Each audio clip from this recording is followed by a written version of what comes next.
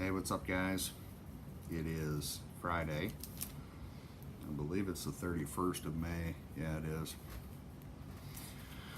So, Elizabeth and Isaac are going to camp on Sunday. Congratulations. And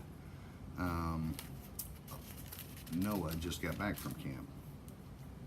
I'm going to read Proverbs 7. My son, pay attention to my words, treasure my commands that are within you. Obey my commands so that you may live. Follow my teaching just as you protect the pupil of your eye. He's just saying, follow my teaching, just like you would protect the pupil in your eye. In other words, be sure to do it. Tie them on your fingers, write them on the tablet of your heart. Say to wisdom, you are my sister. It just means keep wisdom close, value wisdom in your life. Give the name my relative to understanding. Okay? So in other words, pursuing wisdom and pursuing understanding, in this case, you would essentially just make it close to you, keep it close to you. You want to have understanding, you want to have wisdom. In order to guard yourself from an adulterous woman, from a loose woman with her smooth talk. From a window in my house, I looked through my screen. I was looking at gullible people when I saw a young man without much sense among youths. He was crossing a street near her corner and walking toward her house. In the twilight, in the evening, in the dark hours of the night. A woman with an ulterior motive meets him. She is dressed as a prostitute. She is loud and rebellious. Her feet will not stay at home. One moment she is out on the street, the next she is at the curb, on the prowl at every corner. She grabs him and kisses him and brazenly says to him, I have some sacrificial meat today. Today I kept my vows. That's why I came to meet you. Eagerly I looked for you, and I've found you. I've made my bed with colored sheets of Egyptian linens. I've sprinkled my bed with myrrh, aloes, and cinnamon. Come, let's drink our fill of love until morning. Let's enjoy making love, because my husband's not home. He has gone on a long trip. He took lots of money with him. He won't be home for a couple of weeks. With all her seductive charm, she persuades him. With her smooth lips, she makes him give in. He immediately follows her like a steer on its way to be slaughtered, like a ram hobbling into captivity until an arrow pierces his heart, like a bird darting into a trap. He does not realize that it will cost him his life. Now, they're not saying, basically what this is saying is, this is a woman, and it could be many different types of temptations that you guys might have in your life, but in this case it's a woman. It's something that seems incredibly appealing. It's very alluring to do that. I mean, you're a young kid, you're hanging out, you see this smoking hot, gorgeous woman, and she's like, hey, come in here, let's have some fun. It could be drugs, it could be alcohol, it could be gambling, it could be a number of things that appeal to our flesh that in the end will rob us of our life. And the reason I stopped, it says he does not realize that it will cost him his life. The Bible isn't saying that he is going to die that night. What it's saying is that it changes. Making a decision like that changes him, okay? It changes the direction of his life and the way that he originally wanted to go, is probably the best way I know to put it at this time. It just changes the course of your life. And yes, eventually you will die, and eventually you will, at that moment when you look back, and maybe many moments before that, you will wish you had made different choices. Okay? Now, sons, listen to me. Pay attention to the words from my mouth. Do not let your heart be turned to her ways. Do not wander into her path, because she has brought down many victims.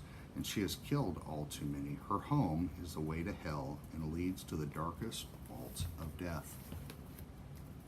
Same thing, what I was just saying. Okay?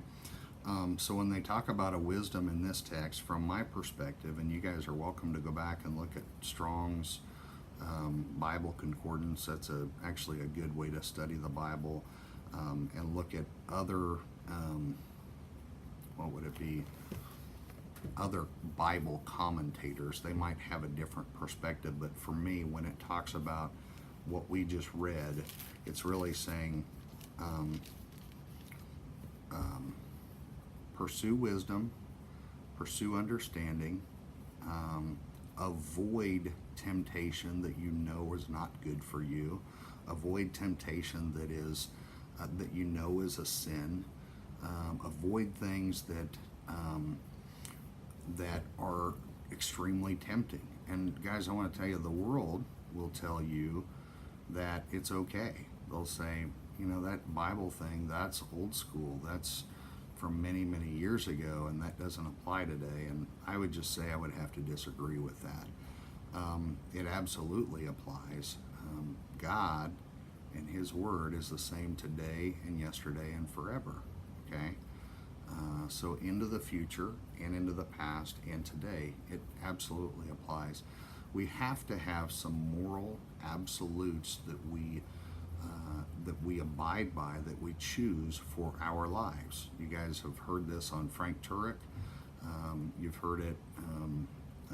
We've had deeper, great discussions about this. God is the moral absolute.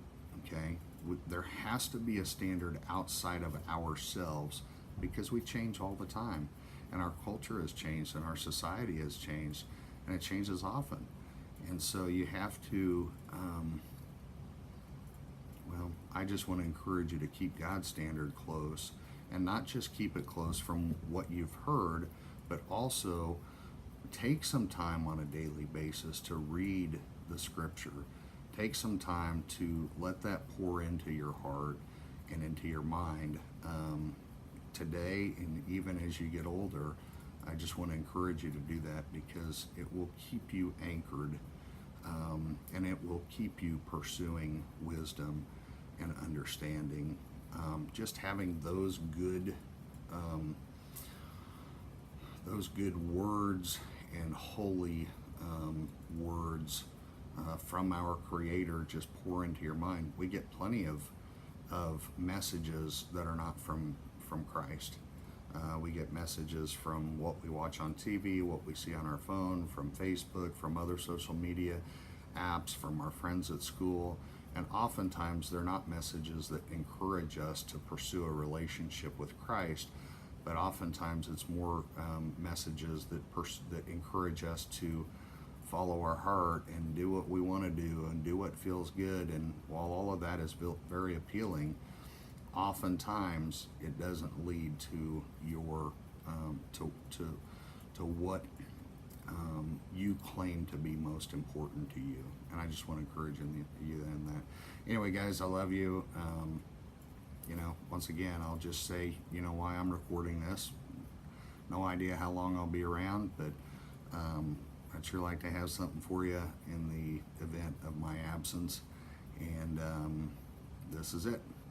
I remember one time, there's like one video that I know of from Grandpa Langhofer, and none else. And sometimes I think, man, I'd like to go back and watch Grandpa Langhofer, just some videos that, just because he had a lot of wisdom. I mean, he had a lot of flaws and mistakes and faults too. We all do. But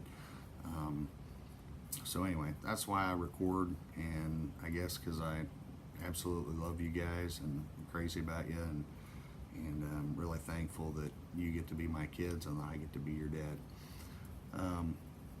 I've seen a ton of fish down here today. They're just huge fish swimming up by the shore. I wish we could be fishing right now. Anyway, you guys have a great day, whatever today is that you're seeing this. I love you guys. I'll see you later.